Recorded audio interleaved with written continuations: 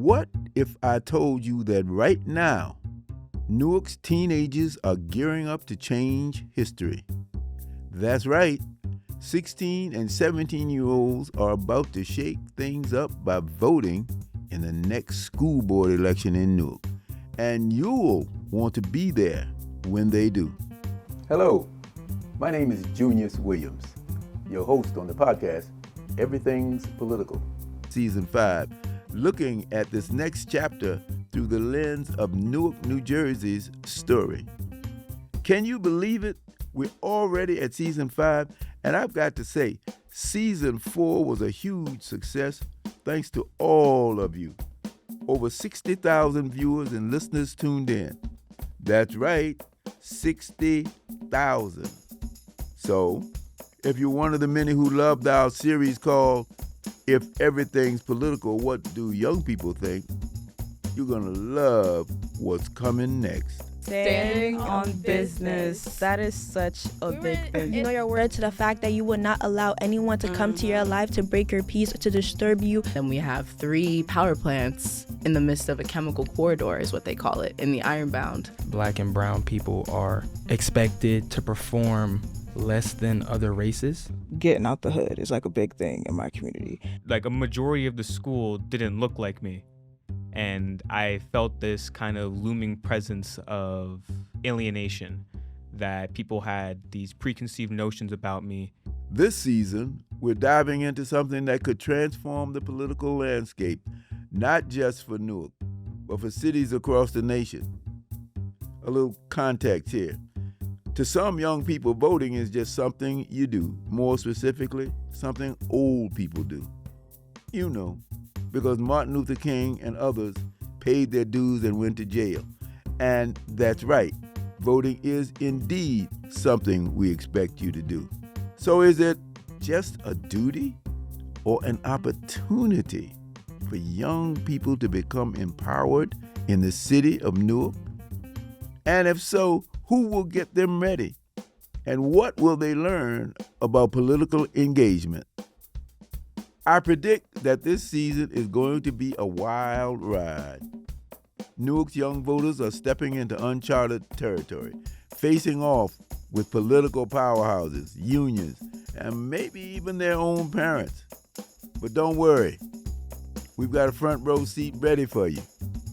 Together, we'll follow the youth groups, the movement itself, and the tireless efforts that are working to turn Vote 16 into a reality.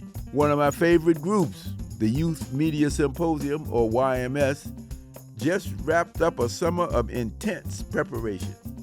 You'll meet the YMS dynamic director, Jennifer Marty, and some of their brightest young stars as they share their passion for this movement and explain why they believe this vote is more than just civic duty. It's a path to real empowerment. Good evening. Good evening. A little louder. Good evening. There we go. How was the food? 0 out of 10. How was the food?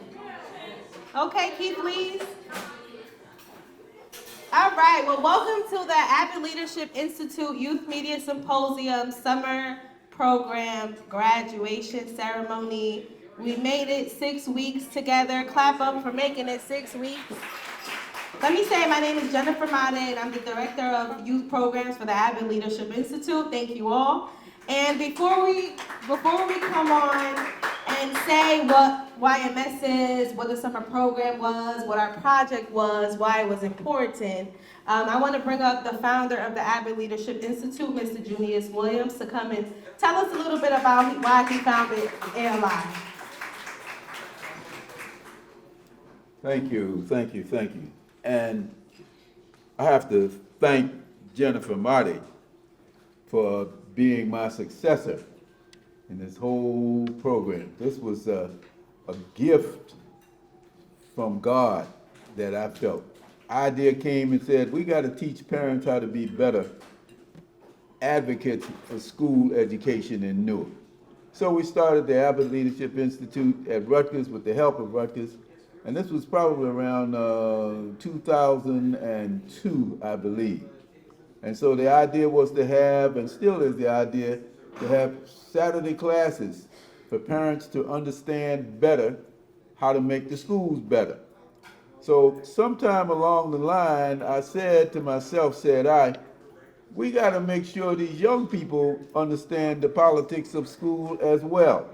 We expect them to understand the reading and the writing and the arithmetic. So if we could get young people involved and engaged in this whole process, what a bright world that would be. And here you are, all these years later. How many years later?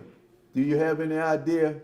Yeah, it's been 18 years of YMS. 18 years of YMS. And so I'm just thankful that you're here. I'm proud of all of you. I'm proud of the parents for bringing you thus far this way and for coming out to see what your children have done. So I'm going to turn it back to Jennifer.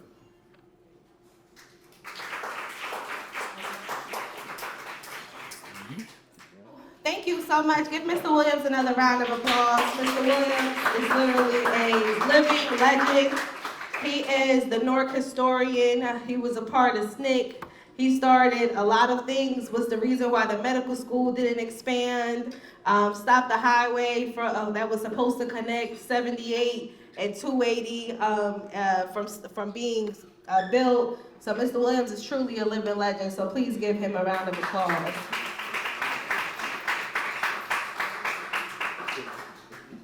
So to go into YMS and the summer program in early 2024, the Newark City Council made a landmark decision to expand voting rights in Newark to 16 and 17-year-olds for Newark local school board elections, lowering the age to 16 and 17. This groundbreaking ordinance was championed by the New Jersey Institute for Social Justice and the Vote 16 campaign, and is first of its kind in the state of New Jersey, with only a handful other cities across the country who have also lowered the voting age to 16 years old. That change now means that there are 7,000 new qualified voters to vote for the City of Newark School Board election. Given that decision is made, we thought that it was beautiful for young people to be able to create a comprehensive toolkit that will live on an archived website where you can figure out and go and educate yourself on Vote 16, on what the school board election is, on what creating an advocacy campaign looks like, and also how to make advocacy campaigns. So this summer, YMS developed toolkits and training programs essential for schools, city officials, and organizations to effectively engage Newark's youth in civic education and advocacy. So they spent 6 weeks learning and planning and organizing and being able to create one of the things that are going to change not only Vote 16 in New Jersey, but this platform and also this website, and what your young people were able to create is going to change and benefit how young people vote across the entire country, but starting right here at home in Newark, New Jersey.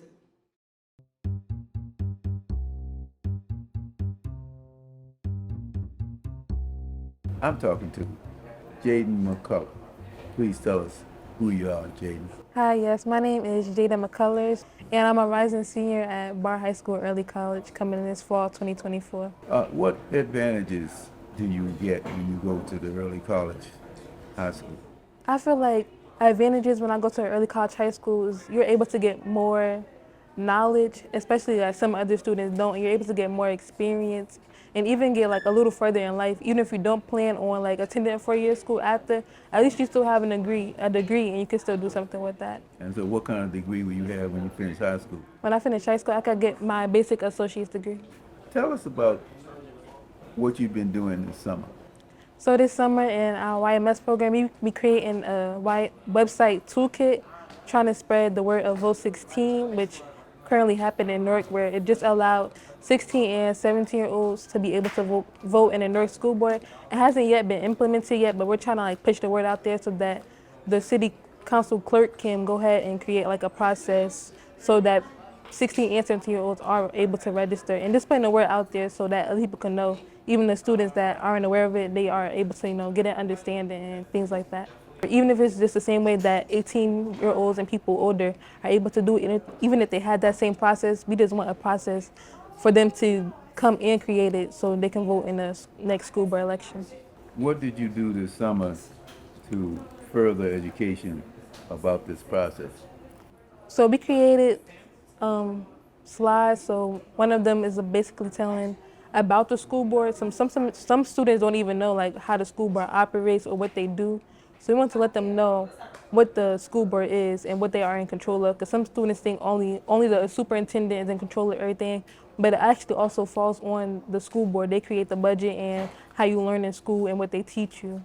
And then we want to show out ways that other students can also push the word out there, teaching advocacy strategies so they can use their own platform, even if it's small or big, it doesn't matter. We just want them to be able to put that word out there. What did you create? So we had like our own group. So my group created like the basics of the school board election and what they do. Also how to bring civic education into schools, because some schools don't have government classes or they used to and they take them out. So we kind of want to bring that back and like be able to show students like this is how the government is created and this is how they run. Because some students don't even know how their basic mayor runs and stuff like that. So we want to bring that back into schools. And even when students have like mock elections for like their own president and stuff like that, that's also like how we want to bring it and how to show them about civic education. How do you plan on selecting candidates for the school board? I have to make sure that they have like the students' best intentions, because sometimes people on the school board, they don't always know what's best for the students, or they're trying to push another agenda, like pushing out the public schools and trying to bring it in charters. So I want to make sure that whoever I want to be in the school board election, that they know what's best for public school students and that they have their interests at heart and that they're not just trying to tear the schools down that's already building. I want them to know, make sure that they're able to like still bring them up and not just try to build new ones and put students there. I want them to fix what's old, you know, and try to like push things that's in there. Because, you know, not everything is bad. If you can always like fix it and make it good again. What are some of the issues that you will support in a candidate? Trying to push better curricula into schools and offer more alternatives for students and letting the students also kind of take control. I feel like sometimes students, they are saying stuff and like their word is really heard, but like there's no action really done upon it. So I feel like if they are able to create a way where students can, you know, have more an effect on like what affects them, I feel like that would be good for students. And creating more programs, because I feel like sometimes students get too lost after school and they're not doing the right stuff. So I feel like if it's more programs, even that's started by the district, I think that'd be a good thing too. Tell us who you are. Yeah, I'm Zoli Michuku. I'm 17 years old. I'm a Nigerian male. I'm set to graduate from North Star Lincoln Park High School in the upcoming June 2025. I notice you have on an Amherst College sweatshirt. Yeah. So what do you think about Amherst? I think Amherst is a very prestigious school, first of all, probably top 20 in the United States of America. And I believe that Amherst is a school that is full of opportunity, first of all. Second of all, Amherst is it's a school that you need to be disciplined first to be able to even think of what Amherst offers. And Amherst offers a whole world of diversity, despite being a school not much in number. But Amherst is a school that opens you to a world of opportunity while you're meeting people of different places. So we're here to talk about your summer experience. Tell me what you learned while you were there.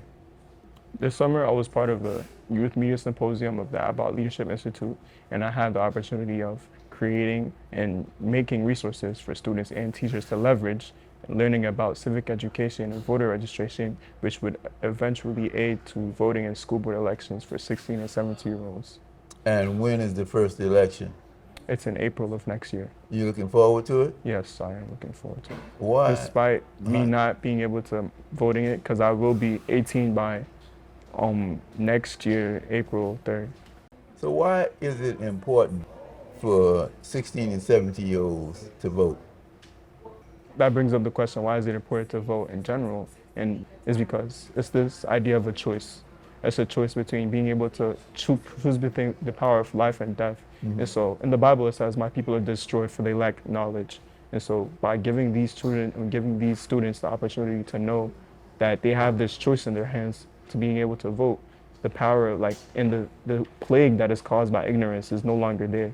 We're eliminating that, giving them a choice to either advocate for something bigger than themselves or just stay mediocre as they are.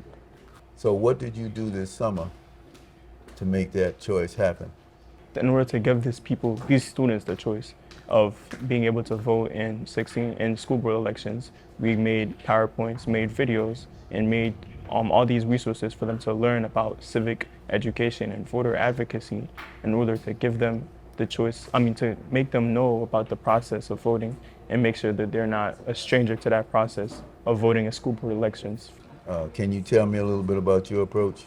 The big idea of our approach was voter mobilization. And so we broke that voter mobilization idea into 3 different presentations and 3 different groups. Mine is voter advocacy through videography and cinematography. And then it was student-led advocacy, and it was also advocacy through social media and social media management. What does that mean? Social media management? Yeah, so being able to not only create a social media account for the purpose of informing people about Vote 16 and being able to vote in school board elections, but also being able to manage that account and then make sure that things that you're doing there is impactful and actually reaching out to audiences that you want. So you think it's going to work? Yes, I do believe that our project is going to work because not only did we reach out to multiple people that have power to help us in creating and moving for what we want to achieve, but we also put in the time and we put in the work to make sure that what we're doing isn't mediocre, what we're doing isn't subpar. Okay. I'm talking to Olivia Wilson, Hello. and she is... I am 19 years old. I go to Essex County College in Newark, New Jersey. I major in art, history, and business. So what are we doing here today? So what we're here doing today is we're having an award ceremony for all the kids for their accomplishments during the program. And what we was doing during the program was we were trying to find ways to advocate for Vote 16. So for Vote 16 is about for students who are in the school, in North public school program, trying to get their voice heard.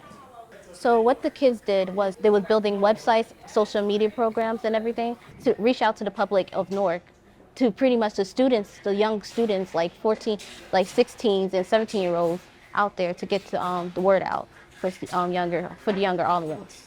So the reason why it needs to be heard by the students who can vote in these school board elections is because they need to feel like they have a choice in who they're picking, of who's going to give them the advocation of what they're going to learn, what they're going to wear, what they're going to eat, and everything. And I think it's mostly important about what they learn in that school, because as the world changed, so is our government system. And right now our government is trying to find a way to stop students from learning about stuff like specifically Black Lives Matter, segregation, Roe v. Wade, or any type of that stuff. So they're trying to block that stuff out of their education system. Specifically, they're trying to elect people like who are trying to block that blocked out that system. They're not getting what they're supposed to be getting in these schools, and it's unfair to them that they don't get a voice in it too. Was the program successful?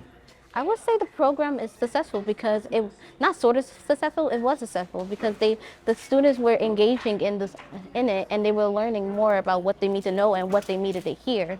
And I think it was pretty successful because they built something that no other student like in their age group will ever be able to do. Over the next few months, leading up to the election in April 2025 and beyond, we're going to meet more students, hear from more youth groups, and get ready for the groundbreaking moment in Newark's political history. Along the way, we'll uncover how this all came together. We'll get some answers to questions like, who were the adults who made Vote 16 possible? And how did they make it happen? What do the teachers think who must teach lessons in class, but realize that students may have a say-so about what and how they teach. How about the parents? Will this new opportunity for young people influence parents to go out and vote in one of the most poorly participated elections every year? And what would be the role of the traditional power brokers in the city and the county, the politicians, the teachers' unions, the elected officials? Will they try to absorb this new energy into their traditional organizations? Or will these students develop organizations of their own? It's going to be a political thriller, something brand new in Newark with state and national implications. Other cities are watching closely, and the stakes couldn't be higher. So I'm excited, thrilled even, to be your host and commentator for this incredible journey. We got your seat. You keep your popcorn ready each month. And like my former pastor, Reverend Zimmerman, used to say, I believe I'll run on and see what the end's gonna bring.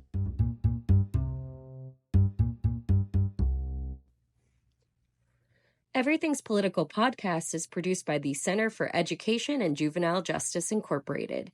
The narrator and chief consultant on the project is Junius Williams. The cinematographer for Series 5 is Brian Timmons, and the editor, Harry Kafka, Studio Mosaic under Francesca Dulce Larson, manages additional production and promotional efforts. We wish to thank the Turrell Foundation for its continued generous contributions that make the podcast possible.